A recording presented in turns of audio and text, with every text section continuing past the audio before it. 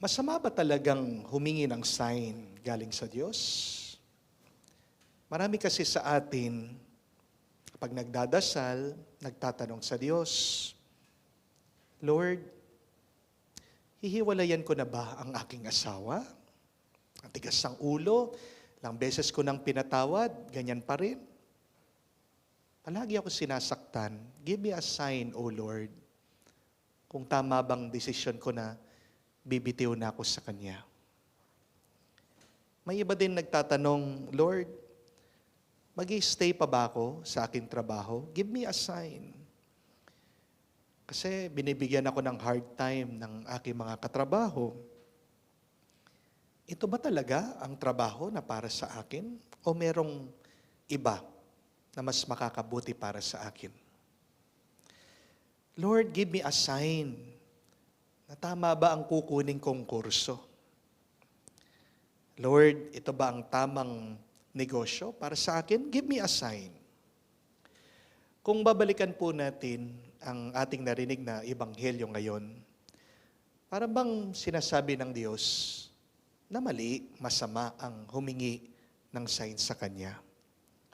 Ano ang sabi ni Jesus? An evil and an unfaithful generation seeks a sign, but no sign shall be given to it except the sign of Jonah the prophet. So masama ang humihingi ng tanda sa Diyos. Bago po natin sagutin yan, tingnan muna natin yung konteksto. Ano ba yung sitwasyon? Bakit sinabi ng ating Panginoon na masama na humingi ng sign? Sino ba ang mga kausap ng ating Panginoon nung sinabi niya ito? Ang kaharap ng ating Panginoon nung binanggit niya ito ay mga eskriba at pariseo na hindi daw naniniwala sa ating Panginoong Hesukristo. Ang dami na niyang pinakitang sign, dami niyang ginawang himala, mga milagro, pero nananatiling matigas ang kanilang ulo, matigas ang kanilang puso. Jesus said that they were evil because they were seeking a sign from their unbelief. And yet, when you seek a sign, asking for guidance, I think there is nothing wrong there. So, it is good to ask, why are you really asking for a sign? Do you need a sign just to have a proof that God is real? Or do you ask for a sign because you only want to be guided in your decision?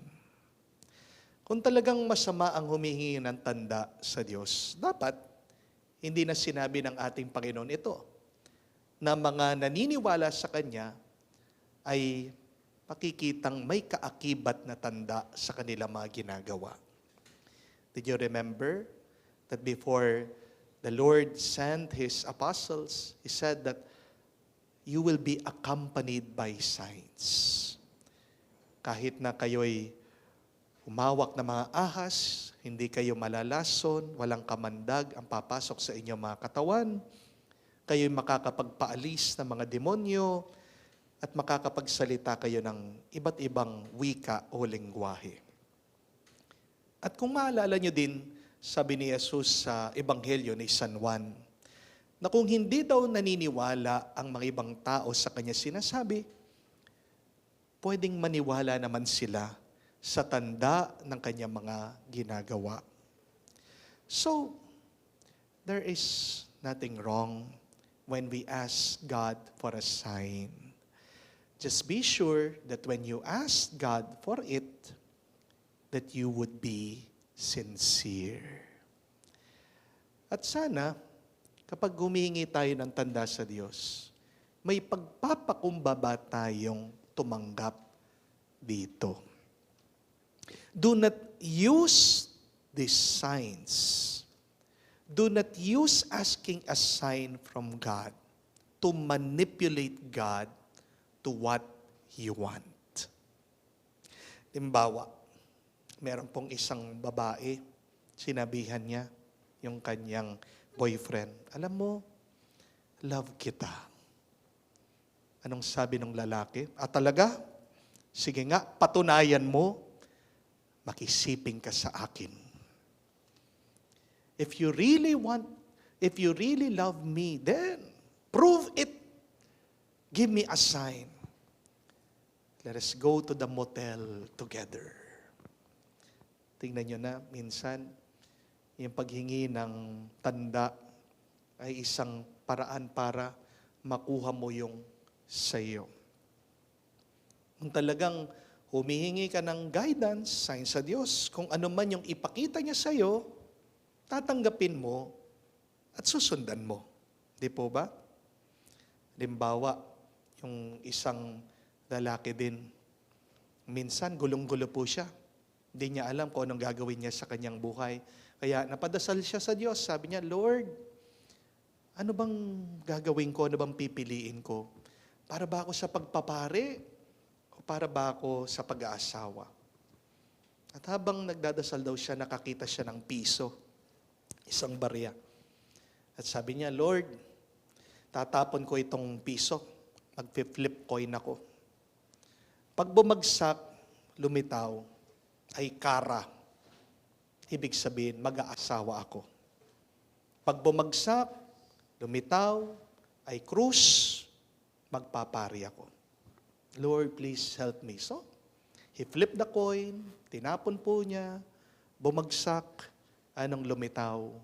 Krus. Nang ibig sabihin, magpapari siya.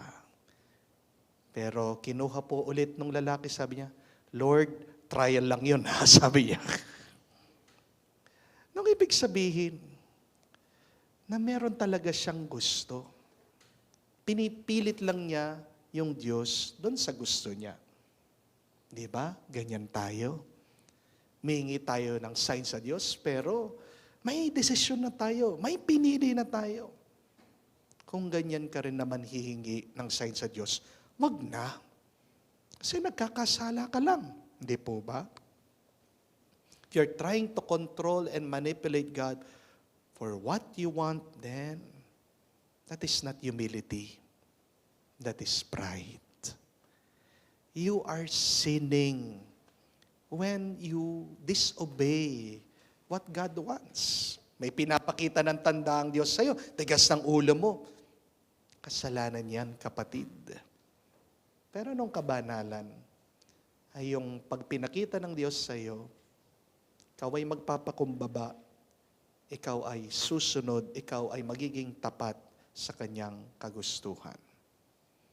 So, ask for a sign, yes. But be clear, you're asking this from God for guidance.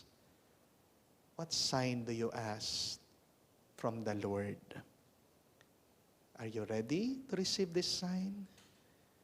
If you are, then ask with all of your heart.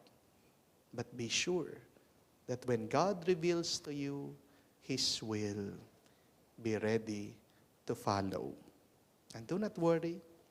When you follow, when you're obedient to God, blessings will shower upon your life. Amen.